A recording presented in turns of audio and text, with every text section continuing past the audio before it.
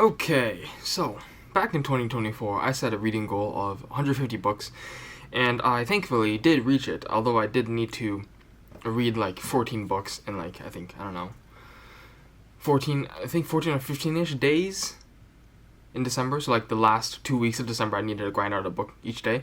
But thankfully, I got them all done. And today I am presenting to you the top 10 books that I read from 2024. And it'll be split into two groups, so fiction and nonfiction, so 5 from each. And personally, I think that these were the best books that I read. And they're not necessarily all published in 2024, obviously, but I think that the selection of books is pretty nice. So, to begin, the first book is the number 5 on the list for fiction, and that is Sun Eater. And so Sun Eater is basically a series. I think there are 6 books out. The 7th one is coming out soon, and it should be the last one. And so imagine sci-fi, except really, really fucking dark, and brutal, and gory, and just a lot of explicit things that would not go well on YouTube. Number 9 on the list, or number 5 on the nonfiction list, is Magic Pill, which goes in depth into the research and literature about Ozempic and other GLP-1 agonists. And I think that pretty much everyone should know about what these things are and what they do and the risks for them, given that they're pretty much going to be ubiquitous. At least everyone in Hollywood is using them. Pretty much all celebrities are going to be using them, if not already. People in general are going to start using them also. It's just going to be a universal thing. And I think that if it's going to be a universal thing, that you should probably know about it. Number 8 is The First Law. And The First Law is a more, it's a fantasy series and goes in more in depth into world building and politics. I think that if you really enjoy fantasy with a lot of politics, that's a good series. So The First Law has 3 books in it, but there is a second offshoot series, which is basically a continuation. There are characters in the first trilogy that reappear in the second trilogy, and I think the second trilogy is The Age of Madness. I believe that's what it's called, but I'll just put it up. And if that sounds interesting, check it out. Number 7 is Lost Connections. So this book is basically on how pretty much everyone is going on more online and therefore becoming more and more socially isolated from each other. Ironically speaking, even though, technically we think about, going online, we're more connected than ever, but in reality, we're actually fucking alone. And a lot of us get depressed and sad and really craving human connection. Number 6, and this is the third best series that I read, or number 6, otherwise known as the top 3 for fiction, is Dune. I have caveats for this. I think that if you read the first 3 books, it's amazing. The 4th book, more questionable, but I think I'd also recommend it. But then I think I recommend you stop there, because the 4th book is already weird.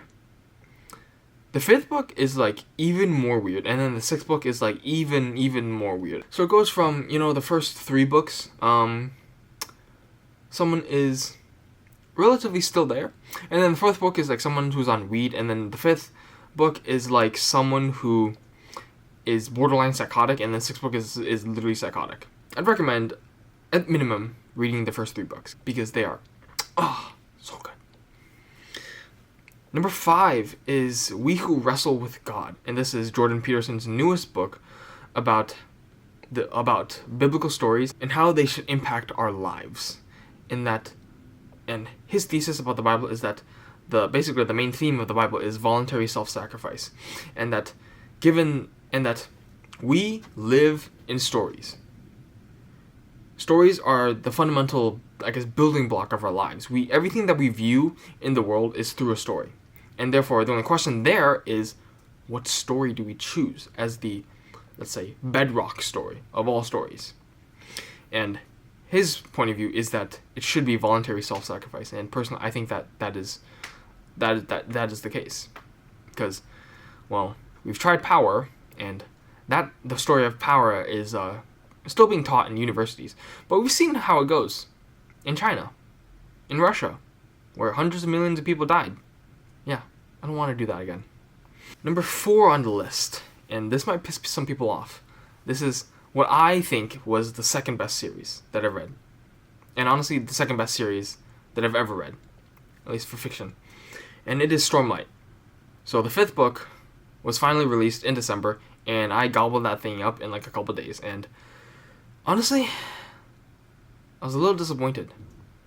So Stormlight is a epic fantasy series that's taking place in like a greater universe that the author has written. So the universe that Brandon Sanderson is writing is called the Cosmere, and Stormlight is a series that takes place on a particular planet. And there's a lot of world building, there's a lot of characters, but the Stormlight series is going to be 10 books total, split into 2 parts. And so the newest book was the 5th book of the first part. So the first part just ended.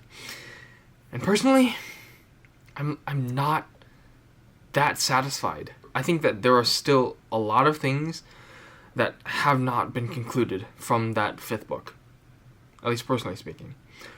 I do note that Brandon Sanderson is taking a break from this series, and he's going to be focusing on other series. So it's going to be a couple years before we get another Stormlight book. And also, fair warning, each book is over 1,000 pages. So I think in total, like, the entire series is more around like 6,500 pages for those 5 books. But what I can say for sure is that you will get so invested into the characters, and it gets so hype.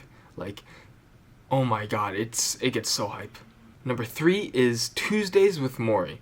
And this is a nonfiction book which is pretty much a transcript between a professor who got ALS, and he's on his deathbed, and he basically talks every Tuesday with a former student of him.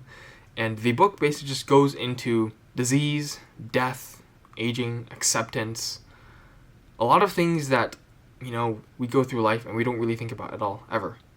And I think that this book really puts it gives you a necessary perspective on life in order for you to actually live the life that you want. Number 2, otherwise known as the best fiction series that I've read this year, is Red Rising. And call me biased, but Red Rising is still my favorite series of all time. I like it better than Stormlight, and that's going to piss some people off, but that's okay. So the first book is, imagine like a combination of Hunger Games plus Star Wars. Like, basically sci-fi Hunger Games. And then in the other books, it goes more and more into Star Wars-esque themes. The conflicts get a lot bigger, and it's just epic, it's hype, it is, oh my god, like, holy shit, I am rooting for these characters and they're gonna fuck people up.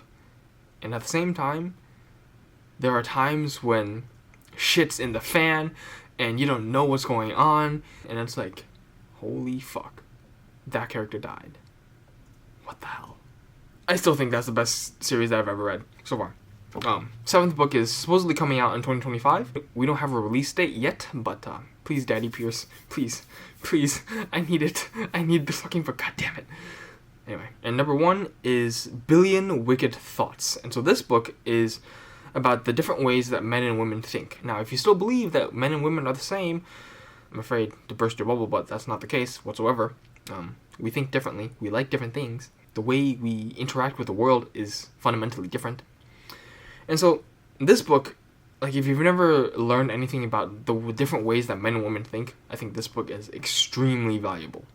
Like, if you're a dude and you don't understand women, this will clear so many things up just like that. Like, those are the top 10 books that I've read in 2024 that I recommend for you to read. And I think that, you know, I kind of like this. So I think I'll do this again next year. I don't know what books. I think that there will be. I definitely think that there will be repeats potentially, because I tend to really like rereading Red Rising.